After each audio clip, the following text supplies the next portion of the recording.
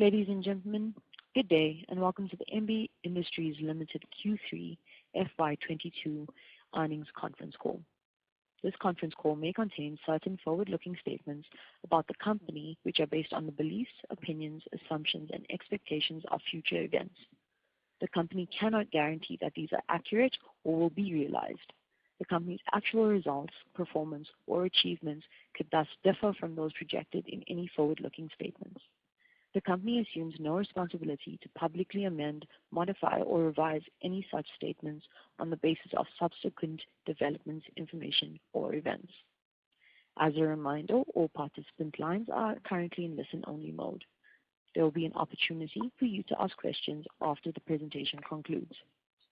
Should you need assistance during the call, please signal an operator by pressing star then 0 on your touch-tone phone. Please note this conference is being recorded. I would now like to hand the conference over to Ms. Parvati Rai from KR Choksey Research. Thank you, and over to you, Ms. Parvati. Thank you. Good evening, everyone. On behalf of KR Choksey Research, I welcome you all for the Q3 FY2022 earnings conference call of Emmbi Industries Limited. From the management side, we have Mr. Makan Appalwar, Chairman and Managing Director, Mrs. Rinku Appalwar, Executive Director and CFO, Ms. Maithili Appalwar, CEO of Avana, and Mr. Yash Punjabi, COO of Avana. We will begin the call with a brief overview by the management, followed by the Q&A session. I now hand over the conference to Ms. Maithili Appalwar for her opening remarks. Thank you, and over to you.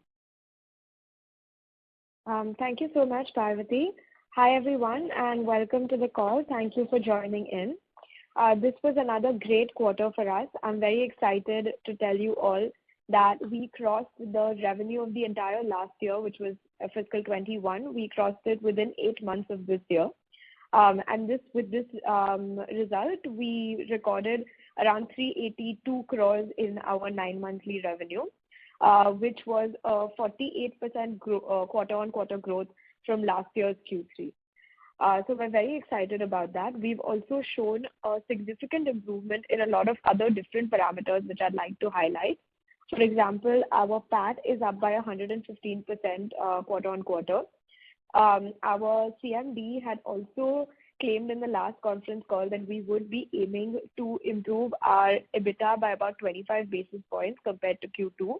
And we were more than successful in doing that. We raised our EBITDA by about 49 basis points, and we will aim to keep it up in the coming quarters as well. With regard to our working capital cycle, and I know that this has definitely been a point of discussion on a lot of different conference calls, our working capital cycle has also gone down from 148 days to 107 days, and we are now aiming to get it anywhere in the higher double digits, so anywhere between 95 to 99 working capital days. This year, we also showed an improvement, a significant improvement in ROE and ROCE. So with regard to ROE, it was around 13% as compared to 5.68 last year, and ROCE was at 13.5% as compared to 8 last year. So the idea of creating a company which is growing quickly and still remaining asset light is something that we are trying to use our parameters to sort of deliver on. Along with this, I'm really excited to tell you about one of the new initiatives which we've taken on this quarter, which is called Reclaim 30. As you all may know, that we are primarily a polymer processing company, and with that, there is a significant concern of the facility of the raw materials that we use and the carbon footprint that we're having with our products on the world. Emmbi has always been a leader in this sustainable packaging and in sustainability, and now we've had one more instance where we were able to showcase this to our customers as well as to the larger polymer processing fraternity. So the UK recently declared that starting April 22, all the plastic packaging which is imported into the UK will need to have at least 30% recycled polypropylene. And to counter this law, Emmbi has come up with the Reclaim 30 range of Emmbi bags, which all use 30% plus of recycled polypropylene and also help all of our customers do the required paperwork to make sure that they're getting the exemption from the government. So we are trying to be the one-stop shop for our customers, where we're not only delivering the products to them, which is with this RPP and still is very safe and very high quality, but at the same time, we're also providing them with optimal service to make sure that they're getting the tax exemption and they're good from a paperwork standpoint as well. And although currently this has only happened in the UK, we are forecasting a similar trend across the EU to begin with, and then also into the Americas. So it's very important for us to establish a market leadership as well as a thought leadership within the UK to make sure that we're setting the right foundation for the business within the polymer processing fraternity, which is to come in the next 20 to 25 years. With that, I will hand over to Yash to provide some remarks on our B2C segment. So Yash will go ahead and explain a little bit about the consumer goods and consumer verticals, consumer goods and consumer durables verticals. And after that, if you have any questions, all four of us from the management are here and open to take them. Thank you for your time. Hi, this is Yash. I'm going to go over Avana for a bit now. Avana Durables, also previously known as Avana Pond Lining Division, has been developing a bunch of new states. We're getting a good response in the southern states as well as some northern states. We've been trying to capture market share in Haryana for a few quarters and are glad to report that Q3 we were successful in getting a good amount of sales coming out of Haryana. We've also submitted a government tender for Madhya Pradesh, which has been accepted. So a lot of new states being added in the pond lining division. This quarter and in Q3 as well, we were focused on ramping up production and setting up better distribution channels for ourselves, seeing as pond lining is usually peaking in the pre-monsoon period, so Q4 and Q1 of next year. We know that we need to be ready for this, so that's the main focus this time. On the Avana consumer goods side, those are the smaller ticket retail items that we've been launching. We've launched a new product in Q3, which is mulch film. We've seen a really good reception in the market for mulch film, and it's been so encouraging that we're planning to add some in-house capacity since it's not a very labor-intensive product and will fit into our current setup without much change. We're happy to report that we've increased our touch points by a very good amount this quarter. We've hit a landmark of 1,800 retail stores at the end of Q3, so we're well on track of our goal of 2,000 stores by the end of this fiscal year. We'll probably beat that by a little bit as well. Along with this, we're seeing a lot of deeper brand penetration. This last quarter, we spoke about our marketing push for the Murga Sack product, where we were adding shop boards, standees, and other branding in retail stores. So we're seeing the benefit of that in this quarter, even for other products such as mulch film that I spoke about. So that's been encouraging. Another aspect of consumer goods we've been working on is improving our packaging of our existing products. So this is a learning we got from Jal Sanchay, that when the brand is put front and center and we have a really good look and feel compared to our competitors, that builds a lot of trust in the brand from customers. So even customers that may not have heard of Avana, seeing the packaging and seeing the look and feel of it makes them trust the brand. On the Emmbi side of things, we've continued our previous strategy of using Avana as an experimental ground to figure out what works well and then applying those positives to Emmbi. So working on the software side of Avana consumer goods, we've developed an AI-powered warehousing and inventory system where we are able to tag all our warehousing and have computerized systems that fix a lot of inefficiencies. One example of which is we don't even allow inventory to be loaded if it's not marked on an order. The computer just won't let you. So these kind of benefits have been making its way onto the Emmbi side. Additionally, having built a CRM system for the Avana pond lining division, we saw its good results and have started preliminary phases for export B2B as well. And that will be integrated well with our ERP system as well. So this will help, especially in aspects like reclaim that Maitri just spoke about, where if we're going to be thought leaders and going to be technical leaders in the space, we want to make sure our marketing is matching that so our customers are well aware of this. That's pretty much my update for the Avana side of things. Thank you.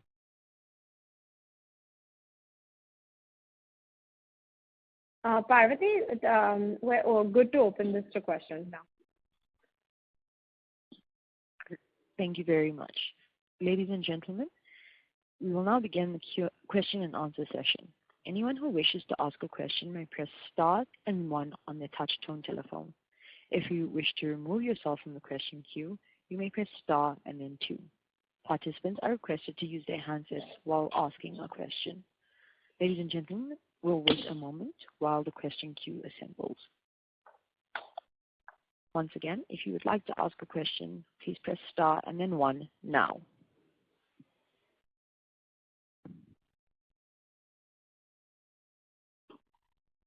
The first question we have is Nitin Kanda from Property Proprietor Investor. Hello, Mr. Team Emmbi. Congratulations on a good set of numbers. Actually, my observation is more on the overall performance during the last few years. So if we look back, FY19 was our best year in terms of both EBITDA margin and return on equity.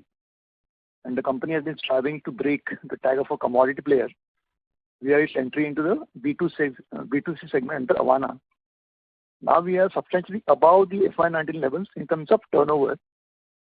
But if you look at the EBITDA margin, it is nearly 300 bips below the FY19 peak. So what is the company's roadmap to improve margins and return on equity given our strong product profile and management capabilities? I understand that the revenue share of Avana consumer durables and consumer goods is currently low. So where do you expect to see it in about 3 years' time? Okay, so Nitinji, thank you so much for your question. So just to speak a little bit from the perspective of FY19 to now, in FY19, which you spoke about was the highest EBITDA level. I think the EBITDA level was anywhere between 13 and 14% about then. And these levels were being achieved with the MEIS scheme, which was providing about a 4% relief in numbers. However, now we do not have that scheme. And so the numbers you're seeing now, which we've gone from about 10.45% last year to about 11.07 this year on a 9-monthly level. And we're also looking at that to increase a little bit. So we're going to be achieving about 11.3 without the MEIS scheme. And we're expecting an improvement in this, not just from the movement into the B2C segment, but also 2 other very important factors. So the B2C segment will definitely help with the margins. In addition to that, like I explained with Reclaim 30, we are even within the B2B segment moving into more specialized products, which will help this. And also with the economies of scale that are improving our manufacturing efficiency, we're looking at some margin improvement with that also, which we've seen in the last year as we've had this revenue jump from about 300 to around, I think on a 12-monthly level, it will be anywhere between 480 and 520 crores. So we've seen quite a big revenue jump, which has helped that margin improvement. Thanks, Maitri. That's really helpful. So my second question is, Yash mentioned getting business in Haryana and MP. Right. So what would be the strategy to penetrate key agriculture markets of Punjab and UP, which are very big in terms of share of agriculture? Yes, I think that's a very, very good point that you've raised, and we have also been looking into this. So with UP specifically, actually, we are going the traditional route that we usually do, which is to start with our pond liner segment. So first start using our first start selling pond liners and then move some of the consumer good products also as well. And with UP, we've also found a few channel partners that we are trying to test out in the first quarter. So you may know this already if you've seen the company, but for a while. But basically, the first quarter is the strongest quarter for agriculture. So it usually helps to work with the channel partner through the first quarter to see what kind of performance they're able to deliver. So we're waiting on that first quarter of FY23 to see whether our appointed channel partners in the UP are able to perform this year and then take a call on that. Punjab will be a slightly different strategy because you again might know this, but Punjab has quite a bit of water. So pond lining is not taking a pickup statewide as it has taken in some of the other states that we're present in. So with Punjab, what we're doing is we're going with a consumer goods strategy first, in that some of our other products like Murghas bags, etc. are working because there's a high population of dairy farmers there. So those will be the products that we will be looking into popularizing in the Punjab market. Thanks so much, Maithili. If I might squeeze in one question about the disclosures. In the interest of transparency, you might consider disclosing segment details of B2B and Avana separately. So could you please share the vertical-wise breakdown given on slide number 14? Yeah, we actually do not do the numbers for that, as you may know, and we do not do that because those are confidential details. But we do the pie chart, and hopefully that will help you understand, where each of the verticals is. However, we will also help you with the newer verticals. We want to make sure that we're providing as much transparency so investors have a sense of what the growth patterns are. And at the beginning of the year, we had said that we were targeting about 10 crores in revenue for the consumer goods vertical. So we will do a proper transparent update of that at the end of all 4 quarters, but we're very much on track to achieve that. Thanks, Maithili. And just one last quick comment. I think the stock could be considered by ESG funds, given our focus on environment, ESG product. So I wish you all the best for this. Thank you so much. Have a nice one. Yeah. Thank you. Ladies and gentlemen, just a reminder, if you would like to ask a question, please press star and then 1 now. The next question we have is from Harshit Sarogi from Value Add Research. Hello. Congratulations for the set of numbers which has been reported. My first question would be the launch of new Reclaim 30. So can you put some more light upon what is the initial response the company has been getting over this launch? And as previously stated that it might spread out to EU and then to US markets. So a little bit of numbers or some forward-looking statement on this particular Reclaim 30 which has been launched by the company. Yeah, absolutely. So in terms of the response, there's been a very, very strong response that we've been getting to our marketing campaign. So basically, we've run a LinkedIn campaign, but more popularly, we've run an emailer campaign, which is very effective with B2B. And that emailer campaign has helped us get meetings with a lot of new customers in the UK that we were not selling to earlier with our other brands. It's really helping us break into sort of newer customer segments. With regard to a forward-looking statement, Harshitji, it's very difficult for me to put an exact number on this right now, but I'm sure you have a good understanding of the fact that the polymer packaging market or the plastic packaging market as we know it is massive, right? So you're looking at this across geography. What our prediction is that in the next few years, a lot of the developed world will start moving into plastic packaging that has some component of a recycled raw material. So now whether that's 30% recycled polypropylene like the UK has mandated, or whether it's 45%, or whether it's 20%, or whether they're saying post-consumer waste or industrial waste, all this is up for debate depending on what each country decides. But the point of the matter is that all of plastic packaging is going to have to move to becoming more sustainable. And so with that regard, we're really trying to be very aggressive with our product range. We are the first company in the world to have all of the Reclaim 30 products be tested and certified by a major German laboratory called Labordata. So that's also giving us an edge in terms of taking orders. And what we're going to try to do is make sure that we are similarly aggressive with the other markets. Like, for example, with the UK, this product just launched, but we've been working on it almost for a year and a half. We were also the only FIBC company in the country to have the trials done for the raw materials with Reliance in our factory. So we're really trying to be the front leader in this for ourselves as well as for the larger polymer processing fraternity. And our aim will be that with all the other countries, we try to start early like we did with the UK. And that early investment in R&D will hopefully give us the sales return like we're getting with the UK right now. Fair enough.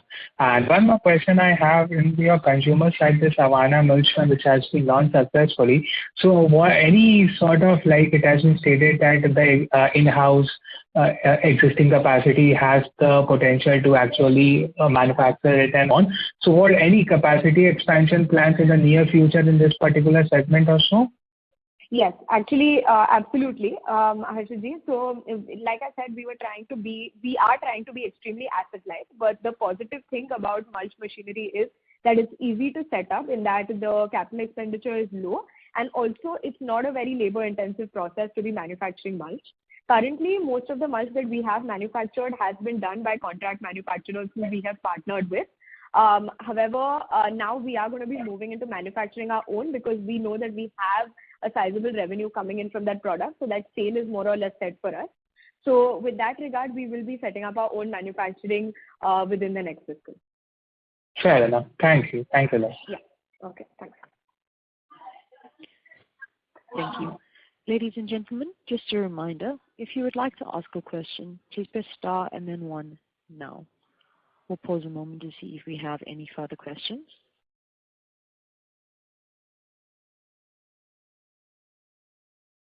We have a question from Hamid Shah from Ida Wealth. Please go ahead. Yeah. Hi. Am I audible? Yes, you're audible. Yeah. Okay. Thanks for this opportunity. I just have two broad questions.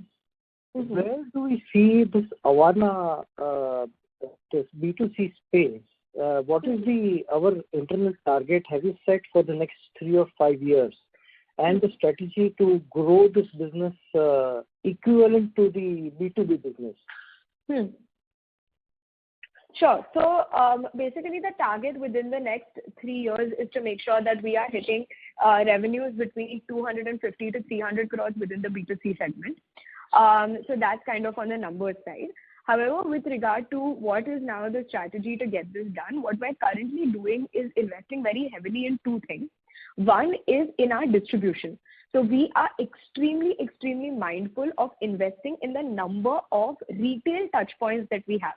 We are absolutely, so if you just look at our sales growth, we are not looking to sell through any wholesalers. So let's take the example of a product like mulch film. With mulch film, we are not taking, let's say, 10,000 mulch film and we're selling it to one big wholesaler. Because what this does is, A, it increases your dependency. It basically becomes a B2B business. And it also, you're leaving too much profit on the table for the trader to take in from the middle. Instead, what we're doing is we're contacting the smaller retail stores. And with that, instead of that 10,000 mulch being sold to one guy, we're selling 100 to a lot of smaller guys. This is reducing the speed of the sales growth that we have.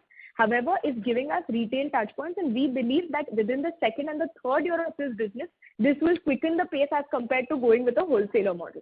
So that's the first big investment we're making, is in these smaller distribution touchpoints. The second investment that we're making is in a lot of on-ground or below-the-line marketing, as we call it. So we are investing heavily in dealer boards, in store marketing. This year, and you might have seen some pictures in our last investor presentation, we branded about 500 retail stores. And within the next year, we're looking to brand to 2,500 retail stores across our states of operation. So these 2 investments, we believe in marketing and in the distribution touchpoints to the end consumer, will be sort of what helps us create that edge. And we also know, in terms of a larger strategy, that there is no national agropolymer brand currently present in India. So we're trying to kind of take that organized player in the agropolymer space. That's the kind of position that we're looking to occupy in this market. Wow, fantastic. I mean, very, very nicely said. What would be our marketing team, Maitri? So our marketing team, so currently, we divide between a sales team and a marketing team.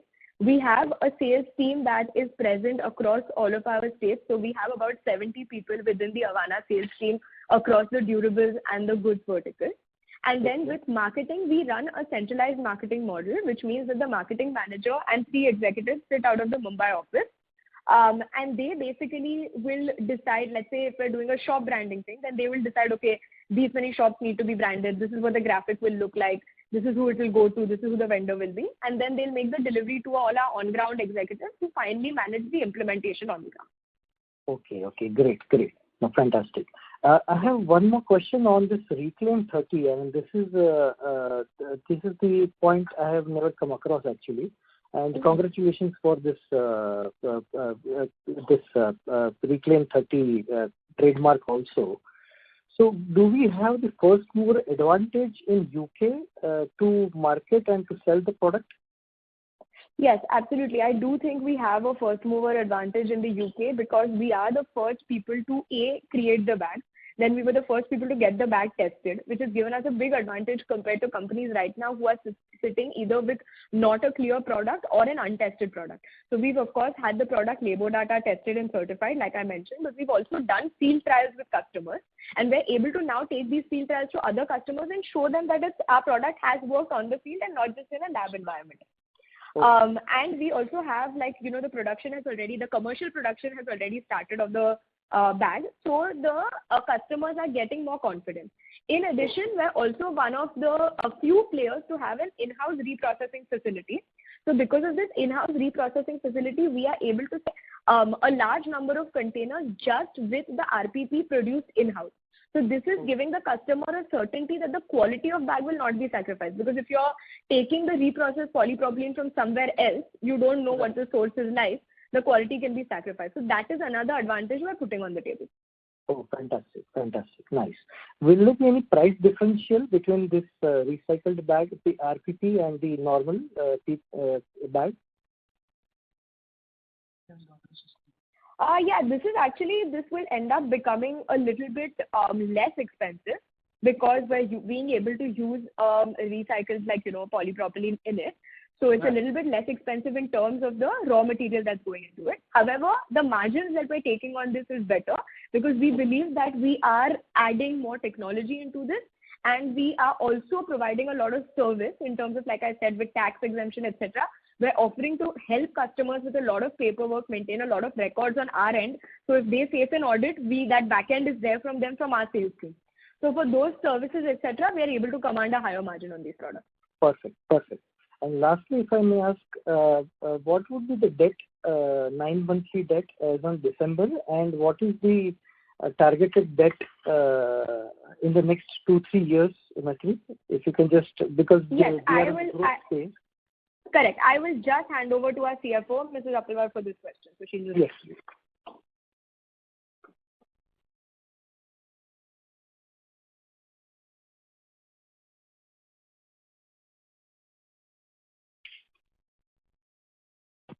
Hello? Yes, please. Hello? Yeah. Hello? Yes, please. I can hear you. Yeah. Current, my debt was 0.94 this year, 9 monthly. And we are trying to, the term loan we will be completing within the next 5 years. And working capital will be required as per the sales growth will be taken. And term loan will be completed within next 5 years. Next 5 years. Any new term loan are you planning to take, ma'am? Not this year, but next year we'll see a little bit if this merge we want to put a new facility. Okay. Yeah. Fair enough. Yeah. All right. Thank you so much. I am done with my questions. Thank you so much. Thank you. Yeah. Thank you. The next question we have is from Akhil Hazari from Robo Capital. Hi, good evening. So I just want to know, since you mentioned the revenue target of 480 to 500 crores this year, so next year in FY23, what would be the revenue target? I think we're looking first to wrap up the fourth quarter. However, within the company, definitely we're looking that for the next couple of years, we should aim at a growth of about 15% each year. 15% each year? Yeah. Oh, okay. Okay, that's it from me. Thank you. Yeah, thanks. Thank you. Ladies and gentlemen, just a reminder, if you would like to ask a question, please press star and then 1 now.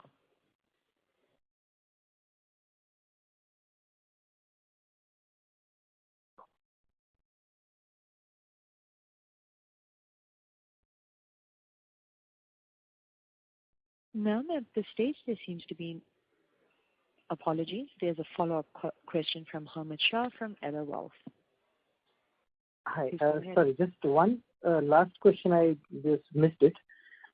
Is it fair to assume, Maitri, that in Avana B2C business would be much more profitable in terms of EBITDA margin than the normal B2B business? Yeah, that's fair to assume, but that's over when you're looking at a longer term horizon, any Absolutely. B2C businesses, Absolutely. right? Because initially the marketing spends are a lot higher because simply just within B2B, our marketing is, either hiring more salespeople or doing more campaigns on social media. So that doesn't cost as much. Within B2C, definitely the short-term marketing spend ends up making the EBITDA look a little bit lower within the first 5-ish years because we're still establishing a brand, trying to make sure people in rural India know, which is more difficult to penetrate than urban India, certainly. But I think our belief is definitely that over a longer term horizon, if we look at this over around a 7 to 10 year horizon, the B2C segment will have higher EBITDA level margins, and that is why we are so bullish on that side of the business. And we are trying to build sort of a brand-based company. So, making sure that we are taking that premium. So we're in a lot of segments like with mulch and thread, which there's a lot of unorganized players in those segments. But, over and above those players, they're able to command almost a 15 to 20% margin in these segments. So because of this, what we're hoping is that we can kind of, develop a brand-based distribution network, which will yield better margins in the time to come. Okay. And Emmbi, actually, sorry to barge in the call, I'm Makran here. Yes, you have explained it extremely nicely. I just wanted to add to it. You have to look at these efforts or this particular initiative in a way where company has decided to go on the asset-led side. So when asset-led you go, you also get a benefit, or you are creating a kind of a brand face for many other unrepresented SME sector, which is present, which we are the past, like what life we walk. I and Rinku, when we started this company, we always faced this challenge or problem that there was a very recognition as a brand to our company. So what is going to happen, Avana would be able to actually lend its brand face to many such SMEs across the state or a country, which would be able to distribute their products through Avana distribution chain and through Avana knowledge base. So the whole idea of creating this engine is not only distributing a product in rural India or agricultural based setup, but it's a bi-directional, I would say, initiative of a company where we would be able to create a wonderful platform for our peers who are kind of smaller or humble or beginner in the size and who will aspire to grow much larger in time to come. So we will lend them the brand support via Avana. At the same time, Avana gets its own share by getting that low-cost manufacturing sites, which is accredited across the country. So this is by and large, if you want to see Avana plus 5 or 7 years, you should see a company which has a technology, knowledge, and a distribution. Right. And lot of partners on both the sides. On distribution side, we have distribution partners and logistics partners and supply chain partners. And on the supply side, we have different manufacturing partners. So our large efforts will remain in R&D, developing the products and understanding the need of the product or the need of the market. So that's the whole, I would say, thought behind the Avana initiative. Right. Fair enough, sir. I mean, absolutely impressive. The thought process is absolutely impressive, sir. Thank you so much. My all questions have been answered quite well. Thank you so much. Thank you. We have a follow-up question from Nitin Kandaka. Please go ahead. Maithili and Makran Sahib, thanks for the very detailed update on the plans for Avana.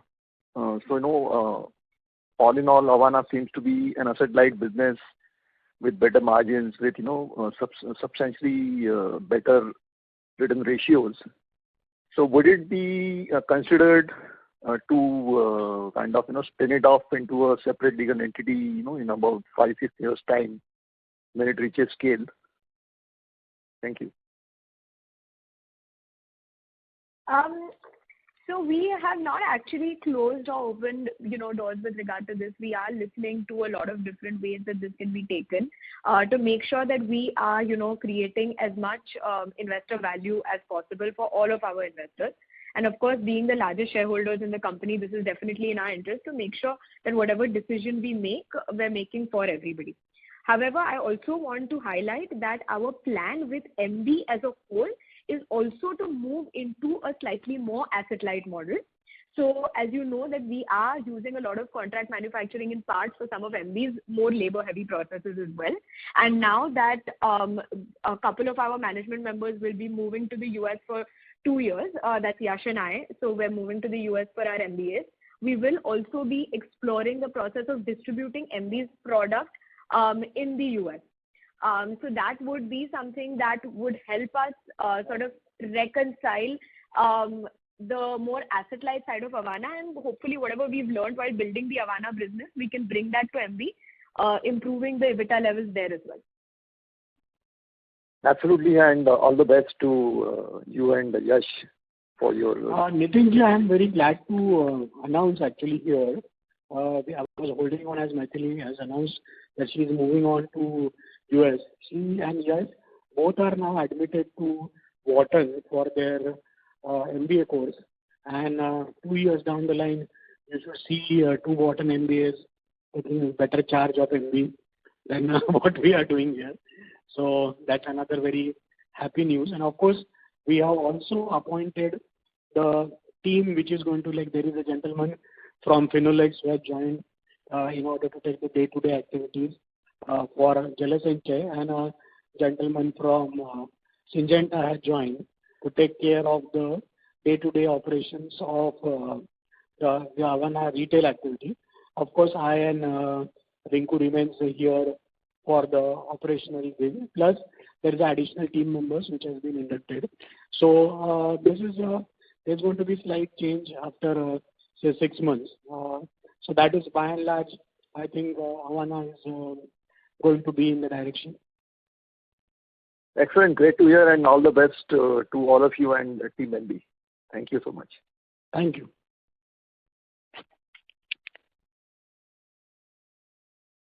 Thank you. At this stage, there are no further questions. On behalf of Emmbi Industries Limited and KR Chosek Research, we conclude this conference. Thank you for joining us, and you may now disconnect your lines.